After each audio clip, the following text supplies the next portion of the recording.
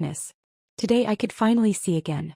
Eager to share my joy, I rushed home to my husband and son, only to find my husband holding my best friend in his arms. At the desk, my son was writing something to my husband, his small hand moving with confidence. "Dad, when are you finally kicking that blind witch out? I want Aunt Julia to be my mom." Then, as if nothing were wrong, he turned to me and said, "Mom, all my classmates get dropped off at school in luxury cars with chauffeurs. You should buy Dad one too." "Fine. I'll grant your wish. Get out of my house. Go be someone else's son." When my son Neil was 5, I lost my sight saving him. That darkness lasted 5 years. But after I went blind, my best friend Julia started coming over more often to take care of me. My husband, Bradley, wasn't particularly successful, but he made up for it with his kindness. He had always been gentle and attentive, never wavering in his care for me. He looked after Neil with dedication, and Neil, in turn, was a sweet and well-behaved child. Those 5 years hadn't been unbearable. This time I had spent over a month in the hospital, undergoing treatment and rehabilitation. Miraculously, my eyesight had returned. I could see again. Eager to share the good news, I rushed home, imagining the joy on Bradley's face, the excitement in Neil's eyes. But the moment I stepped through the door, I saw Bradley wrapped in Julia's arms. Neil sat on the floor, casually playing with his building blocks. The housekeeper swept the floor nearby. Unfazed. No one looked surprised. As if this was normal. I stood frozen at the doorway. Bradley was the first to notice me. He hadn't expected me to see him. That much was clear from the way his brows knit together in irritation. And yet he made no attempt to pull away from Julia's embrace. Instead, his voice remained as gentle as ever, even carrying a trace of surprise. "Honey, you're back? Did Lily bring you home? Why didn't you let me know you were getting discharged? I would have come to pick you up. Be careful, walk slowly. Don't hurt yourself." Lily, he was talking about my assistant. He was good at this act. So this was how he had been these past 5 years, feigning devotion while betraying me right in my own home, hiding behind the excuse that I couldn't see. When he finished speaking, he cast a glance at the housekeeper. Only then did she put down her work and walk over to support me. I took a slow, deep breath. Then I steadied myself. Suppressing the rage boiling inside me, I pretended I was still blind, allowing the housekeeper to guide me forward. I wanted to see just how much more they had hidden from me. That was when I saw it. The same look of disgust on Neil's face mirroring his father's. Julia's smug, victorious gaze, filled with open mockery. She even had the audacity to flaunt her position in front of me. With a sickening sweetness, she leaned against Bradley's shoulder and pressed a silent kiss to his cheek. I clenched my fists, forcing myself to keep my expression neutral. Then, just as I always had, I smiled in their direction. "I was in the hospital for a whole month. And none of you came to see me. I missed you. Neil, why haven't I heard your voice? Have you been behaving yourself?" Julia loosened her hold on Bradley and smiled gently before beckoning Neil over. Then, in a voice filled with warmth, she said, "Selena, Neil's been playing with his blocks. He's been very good lately. You don't have to worry." Neil eagerly ran into her arms, snuggling against her as he turned to face me. With clear reluctance, he muttered, "Mom." Then, without another word, he pulled out a notebook, scribbled something down, and handed it to Bradley and Julia. I watched as their eyes skimmed over his message. And then I read it myself. "Why is that blind witch back again? Dad, when are you finally kicking her out? She's so annoying.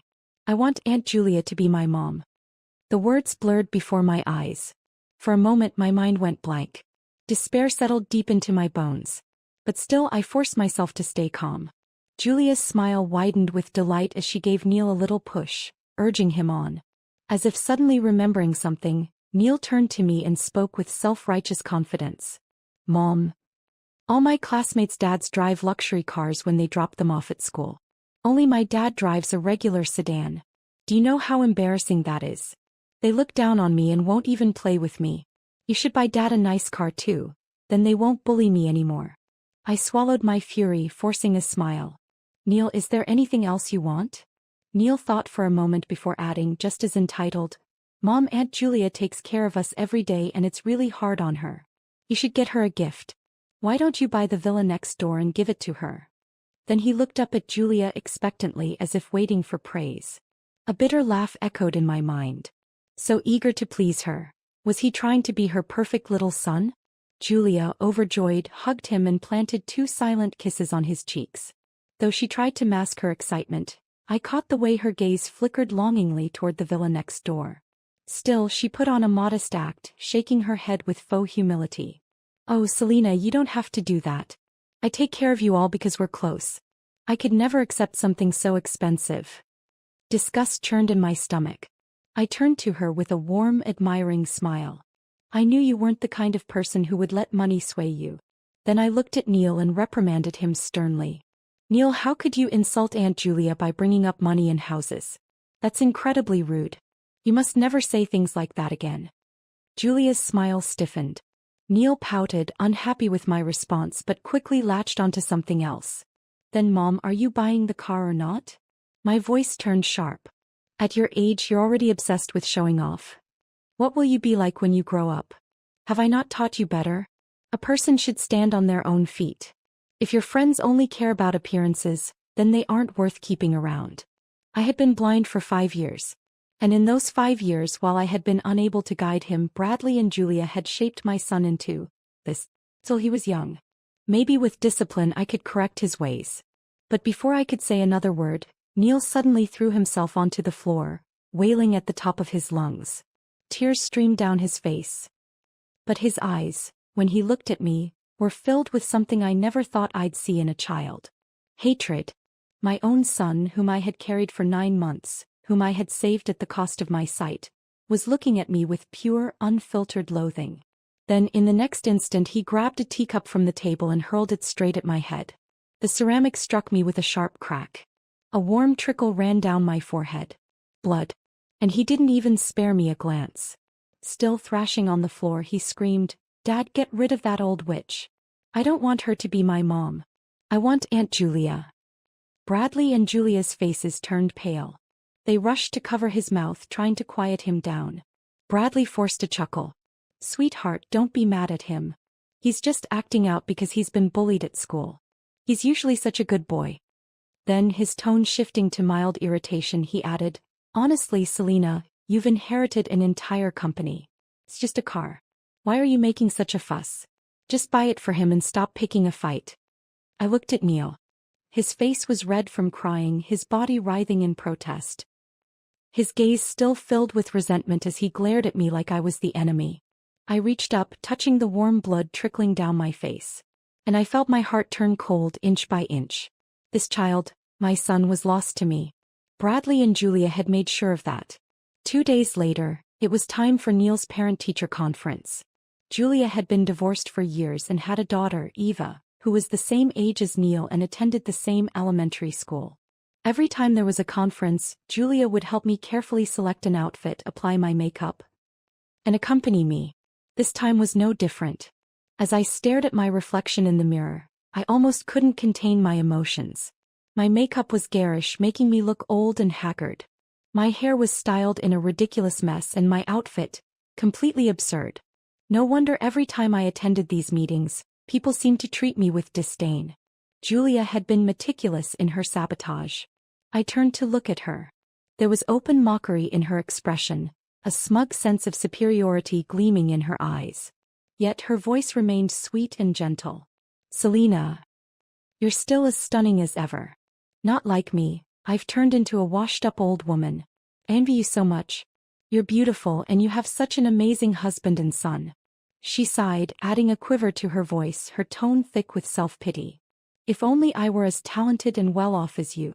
But I wasn't so lucky. I married a scumbag and now Eva has to suffer with me. She's already so grown up and we're still relying on others, living in someone else's home." So that's what this was. She wasn't just complaining, she was testing me, trying to see if she could squeeze another house out of me. For 5 years I had never mistreated her. I had covered all her and her daughter's expenses, and even the house she currently lived in for free was mine. And yet her greed knew no bounds. I glanced at her expectant expression and felt nothing but disdain. Did she really think I was still the same gullible fool? That a few crocodile tears could swindle me out of cars, money, and property? I offered her a casual, indifferent smile. "That's true. I was born with these things. No point envying me, you'll just have to accept reality. Julia's face stiffened, her cheeks flushing red with rage. She clenched her teeth, glaring at me with undisguised resentment. Then, without making a sound, she mouthed the words, "What are you so smug about? You're just a useless blind woman. Your man, your money, it'll all be mine sooner or later." And as if to punctuate her little victory, she spit directly into my cup. He probably thought she had finally gotten the last laugh. Too bad for her. Not only could I see again, I could read lips too. Before heading to the parent-teacher conference, Julia asked to ride in my car. I couldn't be bothered to deal with her any longer, so I simply told her I had to stop by the office first and suggested she take a cab instead. Once she left, I wiped off the hideous makeup she had so kindly applied to my face, changed into a normal outfit, and had my driver take me to the school. When I arrived at the entrance, Julia was already there. Surrounded by a group of parents, she stood in the center of attention, basking in their admiration. I took a closer look, and my lips curled into a cold smile. The designer dress she was wearing, the luxury handbag on her arm, the expensive jewelry glinting under the sunlight. All mine. I had never gifted her these things. She must have stolen them from my closet. Good. Looks like I could add theft to her list of crimes. I signaled my driver to pull the car closer, just in time to hear someone ask, "Mrs. Collins, why did you take a cab today?" Julia flashed a gentle smile. "Oh, I lent my car to my best friend, Selena. You know, she's blind." A wealthy woman nearby wrinkled her nose in distaste. "Mrs. Collins, why do you still associate with someone like that? It's bad enough that she's poor and ugly, but she's also constantly taking advantage of you. Always eyeing your clothes, jewelry, and handbags. She has no shame." Another woman chimed in, frowning. "I heard from my son that Neil says his mother is completely unhinged, always screaming at him and hitting him. How is someone like that even fit to be a mother? Honestly, Mrs. Collins, you and Neil's father are too kind for putting up with her. But let me tell you, it's best to cut ties with people like that before it's too late." A few of the fathers joined in, casually slandering me while lavishing Julia with compliments. Julia must have been thrilled inside, but on the surface she maintained her saintly act. She let out a small sigh, shaking her head. "You shouldn't say that about Selena. Sure, she's not the most attractive, and yes, she does rely on me financially quite a bit. But that's just because life has been hard on her. It's not her fault she was born into a poor family. She's still a good person at heart." I nearly laughed out loud. The words sounded oddly familiar. Oh, right. They were exactly what I had told her earlier. I had my driver pull up right next to them. He got out first, opened the door, and I stepped out, cane in hand. Every pair of eyes turned toward me. And when I glanced toward Julia, I caught the shock flashing across her face. She hadn't expected me to have washed off that ugly makeup. I walked toward the group, and whispers started spreading. "Who is she? I've never seen her at the school before. Look at that car. It's just like the one Mrs. Collins drives. And she's blind too. Could she be Mrs. Morgan? No way. Mrs. Morgan is hideous. This woman is young and beautiful. They can't be the same person." The woman who had called me crazy was the first to approach, seeing how I carried my cane and moved cautiously. She offered a polite smile. "Excuse me, ma'am, are you here for the parent-teacher conference? Which child is yours? We're heading that way as well." I smiled lightly. "My son is Neil." The moment the words left my lips, the entire group fell silent. The first woman to speak, Alex's mother, one of Neil's classmates, stared at me in utter disbelief. "You're Neil's mother? But you look like this." "Mrs. Collins, didn't you say she was ugly?" Julia's face twisted in panic, and she immediately rushed forward, about to say something. But I beat her to it.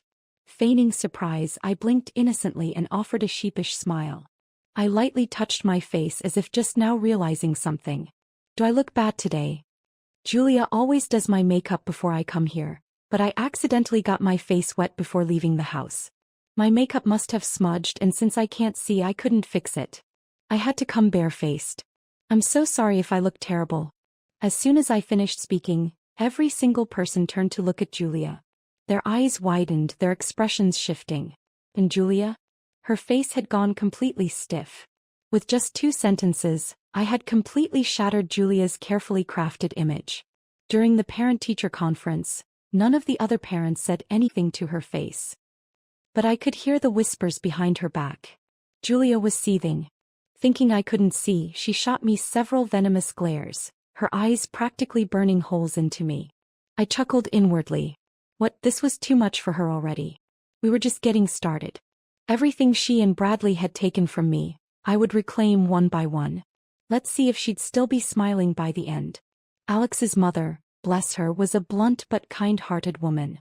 She had been sitting next to me throughout the meeting, sneaking glances my way.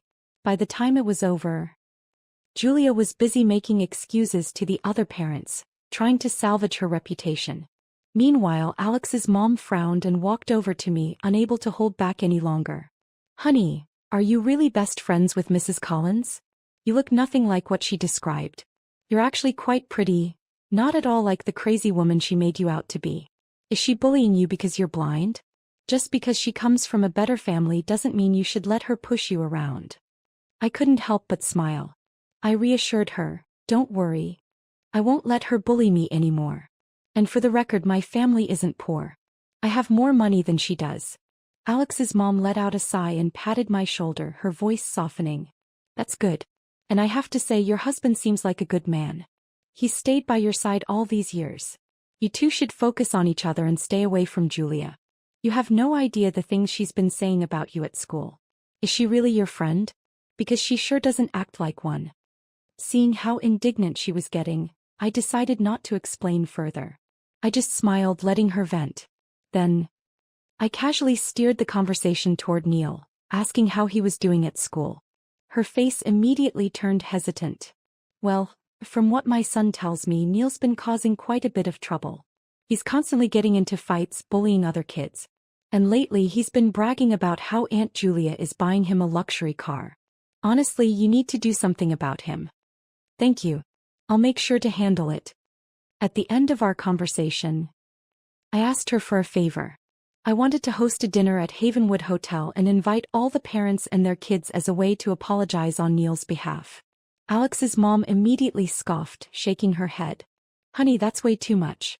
Havenwood is expensive. With all the kids and parents combined, we're talking about over 40 people. Do you know how much that would cost? Don't waste your money on this." But I simply smiled and insisted.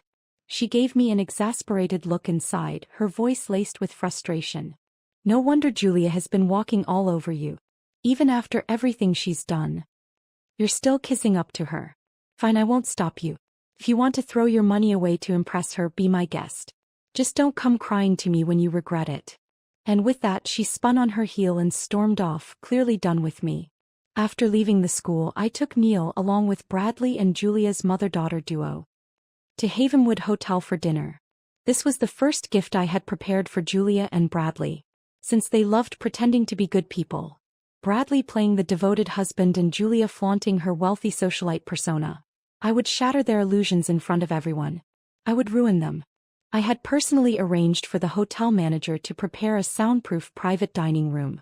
Once inside, no one would hear anything happening outside. At the same time, I discreetly installed a hidden camera in the corner of the room, perfectly positioned to capture every moment inside. Once the 5 of us were seated, I received word through my wireless earpiece. Lily had just arrived at the hotel with Alex's mom and the other invited parents. I had her on the phone, allowing her to update me in real time. Just as the food was being served in our private room, I heard Alex's mother pull Lily aside and ask, "Sweetheart, I know you. Julia has mentioned you before. You're her assistant, right? I thought Mrs. Morgan was hosting this dinner. Why are you the one leading us in?" Then more voices chimed in. "You've been tricked again. There's no way that Morgan woman can afford this place. She barely gets by, living off of Mrs. Collins' charity. She's just showing off, pretending she's the one paying when it's obviously Julia footing the bill." "Exactly. I told you Mrs. Morgan is completely unhinged. Julia already warned us, she's a jealous, insecure woman who's always making up lies because she's self-conscious about being ugly. She keeps accusing her husband of cheating with Julia and tries to ruin Julia's reputation. And let's be real, just look at her. Julia would never be interested in a man like that. Besides, her husband has been so devoted all these years. And she still isn't satisfied? If I were him, I'd have kicked her out ages ago. Lily, clearly annoyed, cut them off. I am Mrs. Morgan's assistant. And for the record, I don't know Mrs. Collins that well. Silence. Alex's mother hesitated. What? And then the line went dead. That was my cue. Lily had led them into another private dining room, one equipped with a massive high-definition screen placed right in the center. And on that screen, a live feed from my hidden camera.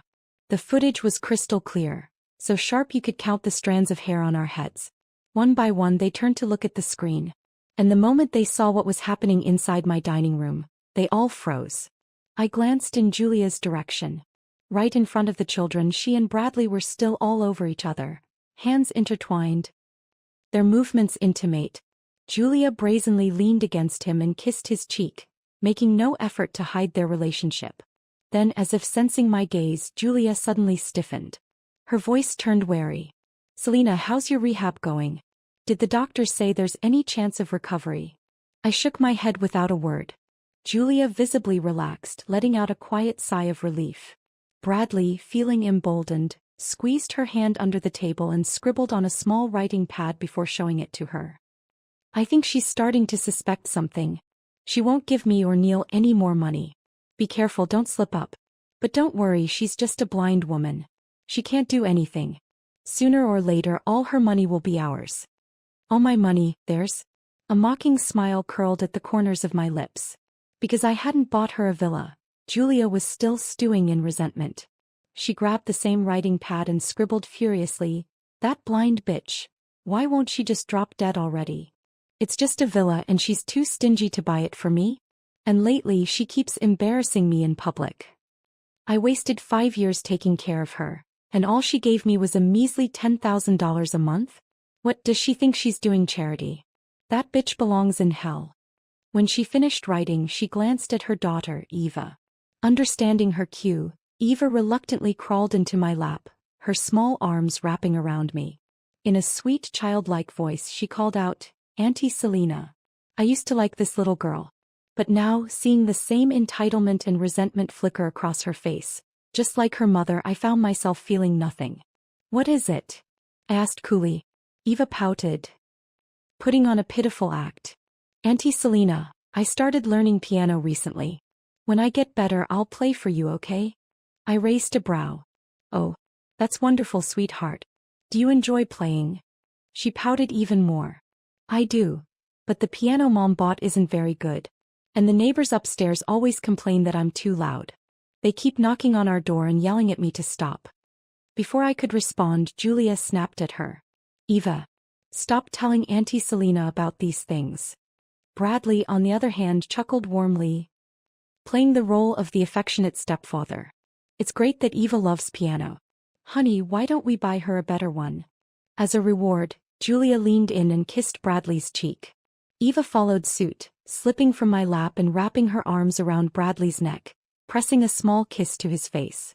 Seeing this, Neil's eyes turned red with jealousy.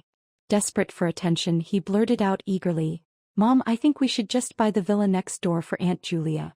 That way, Eva and Aunt Julia won't have to worry about bothering the neighbors. And since they'd be closer, it'd be more convenient too." Then he looked at Julia and Eva expectantly, waiting for their approval. Sure enough, they played along. Eva kissed him on the cheek. Julia followed, giving him another kiss as well. Neil's face lit up, wearing the same smug, satisfied grin that I'd seen countless times on Bradley. I clenched my fists under the table. I was so furious I nearly laughed out loud. These two ungrateful little leeches. Did they really think they could just take and I'd let them get away with it? Through my earpiece, I heard the gasps and murmurs of the parents outside. What the hell are Julia and Bradley doing? I can't believe they're actually together. This is disgusting.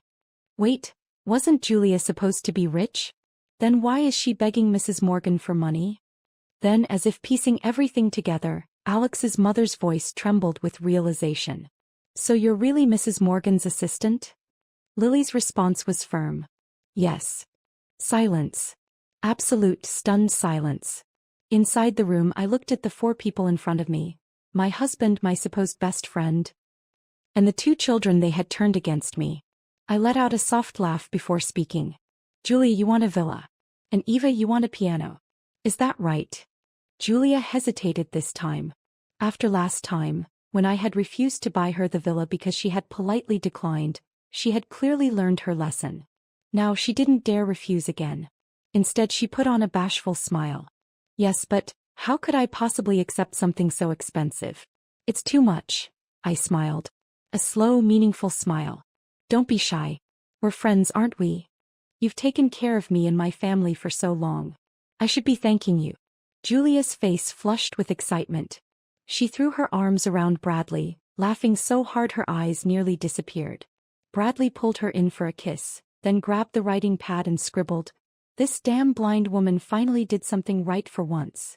Julia nodded in agreement, then turned to glare at me with unmasked contempt. She truly believed she deserved all of this. And she was annoyed that it had taken me this long to hand it over. Just then Neil spoke up. "Mom, what about my car?" A bitter disappointment washed over me. I had once believed he could still be saved. No. I simply smiled and said calmly, "You'll get exactly what you want. You want Julia to be your mother? I'll make that happen." With their wishes granted, the four of them enjoyed the rest of the meal like one big happy family. Right in front of me. Cuddling, whispering, laughing. Completely shameless.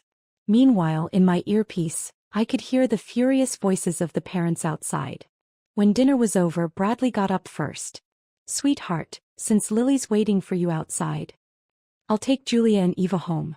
Neil immediately chimed in. "I'll go with them." I picked up my napkin and gently dabbed my lips, then nodded with a soft smile. "Of course. Go ahead." Not long after they left, I stepped out of the private dining room myself. And right outside the door, I ran straight into Alex's mother and the rest of the parents. Every single one of them was wearing an expression of utter disbelief. The moment they saw me, Alex's mother grabbed my hand, her face a mix of awkwardness and frustration. "Oh, thank God, Mrs. Morgan, you're finally out." I smiled. "So, how did you all enjoy dinner?" She let out a sharp scoff. "Oh, it was quite the feast, all right. And listen, honey, I owe you an apology. I completely misjudged you. But you cannot let those two scumbags get away with this. No cars, no villas. They're pushing their luck, and I swear, I'll personally make sure those two filthy cheaters get what they deserve." The other parents quickly chimed in, eager to correct their past misjudgments. "Mrs. Morgan, we're so sorry for believing them before. We had no idea Julia and Bradley were such shameless parasites." "That's right. Honey. Don't be foolish, they're only after your money. And Bradley? That bastard should be kicked out with nothing but the clothes on his back." I let them vent their anger, waiting for the moment to reveal my final card. Then with a calm smile I said, "Actually, my eyesight has recovered. But I'd appreciate it if you all kept that a secret for now. Don't worry, I will make them pay." For a moment, there was silence. Then, Alex's mother let out a deep breath and squeezed my hand tightly. "Good, good. And if you need anything, anything at all, just say the word. We're all behind you." I smiled warmly. "Thank you. This was just the beginning." The next day, I had a divorce agreement drawn up. One that included Bradley's written confession of infidelity and his agreement to leave the marriage with nothing. Lily glanced at the document and asked, "Do you really think he'll sign this?" I let out a soft chuckle. "Bradley is an idiot. Just tell him it's a car purchase contract, he won't even read it. He'll sign it right away." Then I casually asked, "Have you picked the car yet?" Lily nodded. "Yes, we went with the latest Lamborghini model. I'm sure he's going to love it." "Perfect. That's the one." And just as expected, the moment Bradley laid eyes on the car, his face lit up like a child on Christmas morning. He was so excited he didn't even bother glancing at the contract, he just grabbed the pen and signed. One fish had taken the bait. Now, it was time for the other one. I called Julia over, putting on a reluctant and embarrassed expression as I spoke. "Julia, I finally settled on a villa for you. I even negotiated with the seller and the price is set at $2 million. But I just bought Bradley a car recently and now I'm short on cash. I still need about $500,000 to finalize the deal." Julia's face immediately changed. Panic flickered in her eyes before she quickly grabbed my hand, feigning concern. "Oh, Selena, you've done so much already. You don't need to worry about the rest. I'll find a way to handle it." I let out a troubled sigh before finally reluctantly agreeing. Then I gave Lily a discreet signal. Our private investigator was already on standby, keeping a close watch on Bradley and Julia. It didn't take long for me to confirm what I already suspected. Despite the countless amounts of money Bradley had given Julia over the years, both of them had been spending recklessly. They had no real savings. So, after much deliberation, they came up with a solution. They stole my luxury handbags, jewelry, and accessories, and sold them off at bargain prices to scrape together the money. Of course, the buyer was someone I had arranged. I didn't care about the money. I just needed evidence of their theft. And now I had it. Not long after, Julia arrived at my house, practically glowing with excitement. She handed me the $50,000 she had scraped together from selling my belongings, her eyes shining with anticipation. I could see it already. She was picturing herself moving into the villa, living the high life. She could barely contain herself as she asked, "Selena, did the seller say when I can move in?" I smiled at her. A slow, knowing smile. "Go home and wait for my call." According to Lily, ever since Bradley got his new car, he had been showing it off non-stop. Every day he drove around in it, parading himself around town. And of course Julia was always in the passenger seat. They made a grand spectacle of picking up Neil and Eva from school together, letting everyone see them as a happy little family. Meanwhile, Neil and Eva boasted to their classmates, saying, "This is the car our mom Julia bought for us." As for Julia, she paraded around in designer outfits at the school gate, chatting loudly with the other mothers. "Oh, I've been eyeing a villa recently," she bragged. "I'm about to buy it. Once I move in, I'll host a housewarming party. You all have to come." The other mothers, already fully aware of the truth, could barely contain their eye rolls. But out of respect for my request, they played along. Meanwhile, I had already bought the villa next door. Only, it was under my name. The next day I informed Julia that she could move in. Overjoyed, she immediately invited everyone she knew to her new housewarming party. Everyone, except me. That evening Alex's mother called me furious. "That shameless woman. I wouldn't go to her damn party even if you paid me." I chuckled, soothing her temper. "Don't be angry.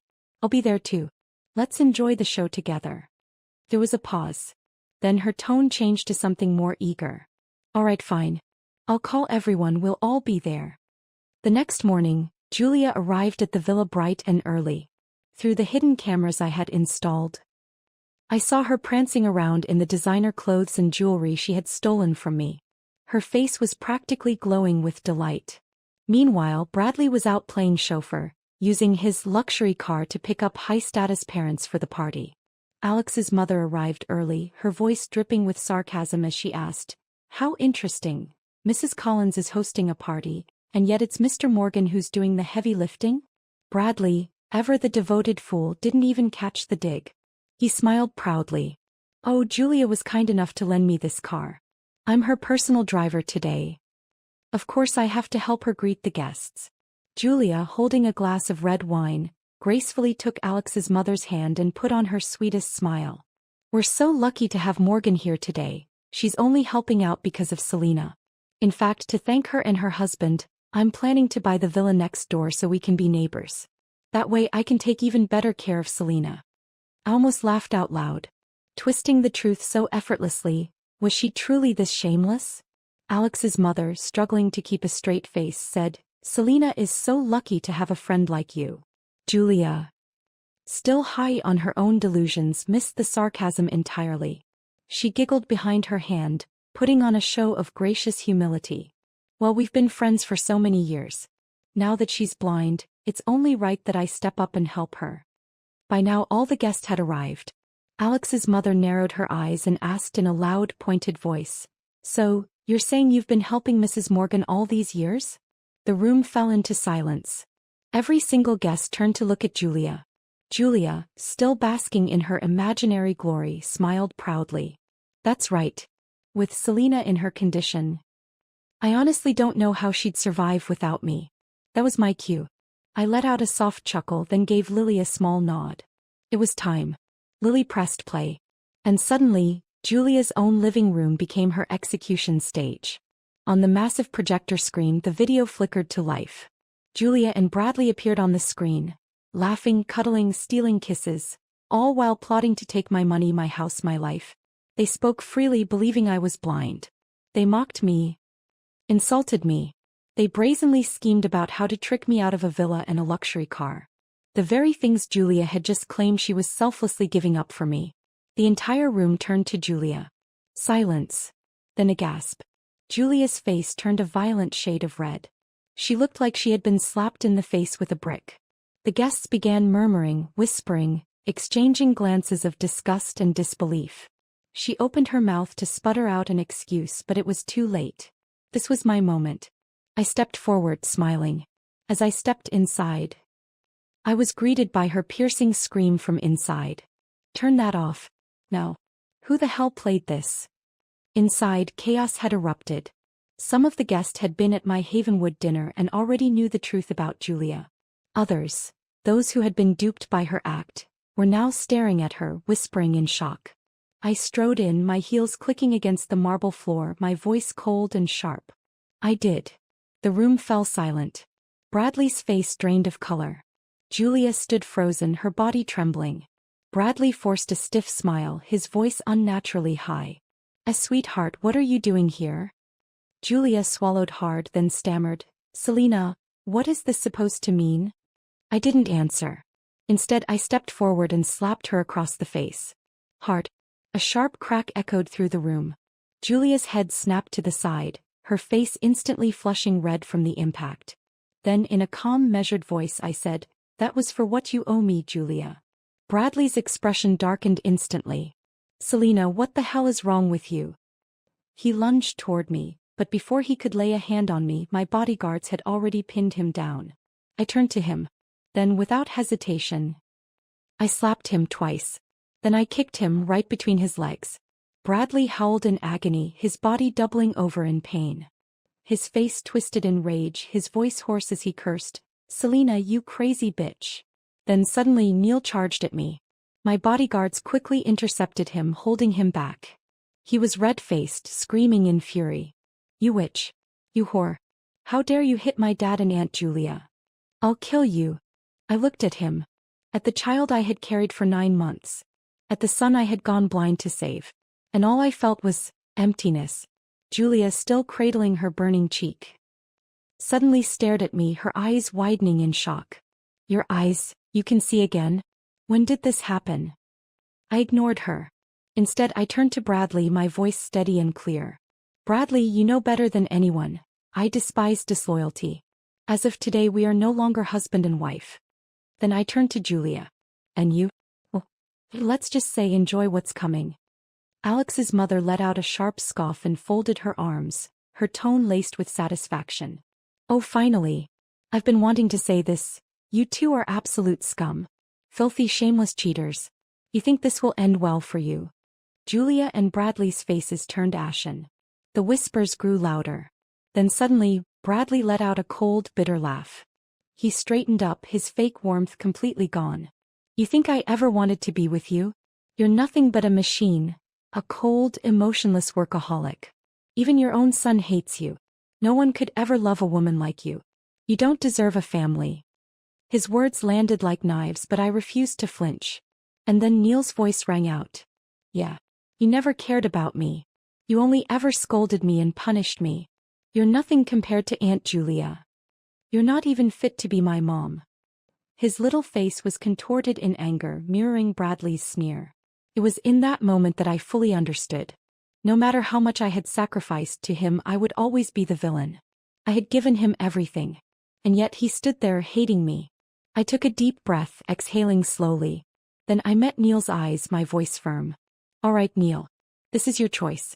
And you got exactly what you wanted. I let my words sink in. Then I delivered the final blow. After the divorce, you can stay with your father and your dear Aunt Julia. From this moment on, I am no longer your mother. I watched Bradley and Julia, observing the way their initial shock and fury slowly morphed into eerie calmness. It seemed they had resigned themselves to their fate. Bradley even let out a cold chuckle, his tone laced with mockery. Fine. Divorce it is. But we'll go through legal proceedings. As your husband, I'm entitled to half of our marital assets. The audacity. Alex's mother, already aware of the full story thanks to Lily, exploded in fury. "You have got to be kidding me. You're nothing but a parasite. You've never earned a single damn penny, you've been mooching off Selena from the moment you married her, and now you dare ask for half of her money?" Julia, standing beside him, snorted. "Oh, come on, let's be fair here. Bradley took care of her for years. Even if he didn't contribute financially, he still put in the effort. You can't just dismiss that." Alex's mother was ready to lunge at her. I lifted a hand, stopping her. Then I turned to Lily. Lily nodded, stepping forward as she pulled out a document. A legally binding divorce agreement. She held it up for everyone to see, her voice loud and clear. "This is the divorce contract that Mr. Morgan himself signed. In it, he admits to infidelity and agrees to leave the marriage with nothing. Additionally, we have reason to believe that Mr. Morgan and Ms. Collins are involved in theft. As such, we have reported the matter to the police." Bradley's eyes finally landed on the document. And then his face twisted in horror. His entire body stiffened. Then he snapped. "I never signed this. This is fake. Wait, that damn car contract. Selena, you bitch. You set me up." His eyes turned bloodshot, his veins bulging with rage. He lunged toward me, but before he could take a step, police sirens wailed from outside. The officers stormed in, their voices firm and unwavering. "Bradley Morgan. Julia Collins. You are under suspicion of grand theft. Please come with us for questioning." The room fell silent. Bradley froze. Julia's face drained of all color. She turned to Bradley, panic-stricken, her body trembling. "Bradley?" For the first time, Bradley wasn't smirking anymore. He wasn't laughing. He was finally truly terrified. Julia and her family were thrown out of the villa. My divorce from Bradley was finalized. The total value of everything Bradley and Julia had stolen from me amounted to $20 million.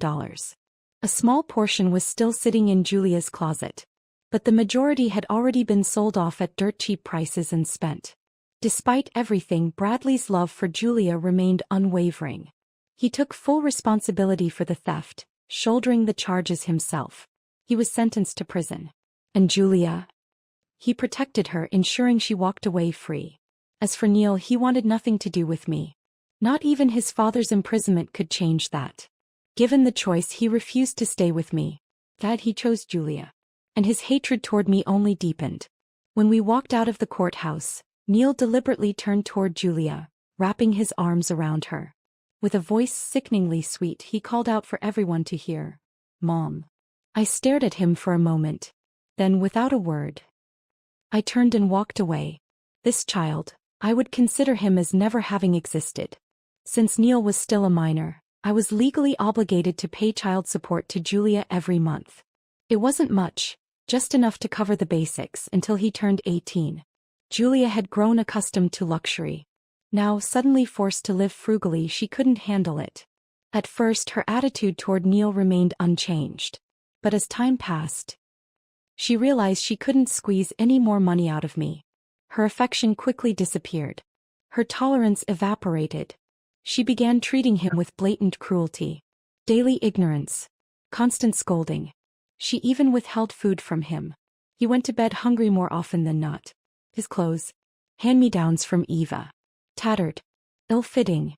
The same Neil who once flaunted his wealth to his classmates was now living in abject misery. One day he couldn't take it anymore. He came crying to me, begging, "Mom, please, let me come home." I refused to see him. Instead, I had Lily deliver my response. "You're 13 now, old enough to know right from wrong. This was your choice. No matter how difficult it is, you'll have to endure it." That said, I was still his mother. And I would fulfill my responsibility. I arranged for someone to watch over him, to ensure he was safe. If Julia went too far, I would step in. I would make sure he had food to eat, clothes to wear, and a roof over his head. I would ensure he grew up healthy. But beyond that, I would never let him return to the life of wealth and privilege he once took for granted. He would learn. He would live with the consequences of his choices. Until the day he could stand on his own. By the second year, Julia remarried, taking Eva with her. She married a mediocre man, nothing like the wealthy lifestyle she had once chased. But there was one thing she couldn't bear to give up: the child support payments I sent for Neil. So she took him along as baggage. The breaking point: by the 5th year, Bradley was released from prison. When he learned that Julia had remarried and, worse, that she had been abusing Neil, he lost control. He attacked her with a knife. He didn't kill her, but he severed one of her legs. Bradley was arrested again for aggravated assault. With no money for legal compensation, he was sent back to prison. That year Neil turned 15. And with Julia crippled, her treatment of Neil grew even worse. Her resentment boiled over and she took it out on him. Daily beatings. Abuse. Finally, I put the past aside. I removed Neil from that toxic household and brought him back home. Neil had changed. He wasn't the spoiled, arrogant child I once knew. He had learned to see people for who they truly were. So he remained distant. Just as he had in childhood, he kept a wall between us. But by now I was used to it. I had long since stopped expecting anything from him. At 18, Neil went off to college. By then my business empire had flourished. I was the wealthiest person in the city. Yet Neil never once mentioned me to anyone. He never used my name, never flaunted our connection. He had outgrown his obsession with wealth. One day I called him over. I handed him $100,000. Then, in a calm voice, I told him, "I've made my will. After my death, all of my assets will be donated. As my biological son, you won't inherit a single penny." Neil was unfazed. Gone was the petulant child who once threw tantrums for cars and villas. Instead, he simply said, "It's your money. You have the right to do whatever you want with it. I respect your choice. You don't need to tell me." I studied him for a moment. Then I smiled softly. "All right. You can go." Neil turned toward the door. Then, suddenly, his shoulders trembled. His eyes turned red. And, in a voice so quiet I almost missed it, he whispered, "Mom, thank you. I'm sorry." Then, without waiting for my response, he turned and left. For the first time in 8 years, he called me Mom.